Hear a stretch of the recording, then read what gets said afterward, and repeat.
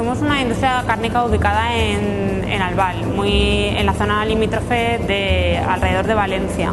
Mis abuelos ya eran carniceros, vinieron aquí a esta zona y montaron una carnicería. Y se desarrolló fundamentalmente para el servicio a la hostelería. Decidimos dar un paso más y desarrollar productos congelados, porque con ello conseguíamos que el hostelero, que es uno de nuestros principales clientes, tuviera servicio adelantado. Elegimos los productos que tiene Daniel Cervera porque, aparte de que estamos trabajando con él desde que abrimos aquí, nos hace unos productos a nuestra medida, de mayor calidad, máxima calidad, a lo que le pidamos nos hace, y aparte que es un excelente servicio, producto inmejorable, y está dispuesto a todo lo que le digamos y hacernos todo lo que queramos nosotros.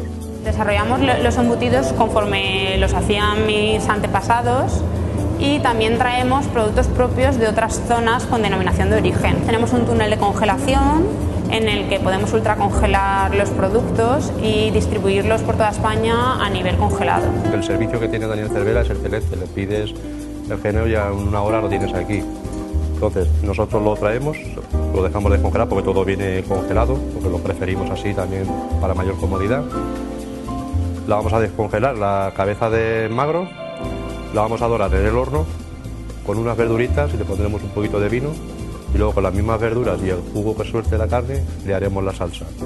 Tenemos una tienda al detalle, que es de donde nacimos. Por otra parte, tenemos una red comercial a nivel de Valencia y provincia, que son la que venden nuestros productos, y después ya a nivel de congelado y preparados cárnicos distribuimos a través de distribuidores que existen por toda España.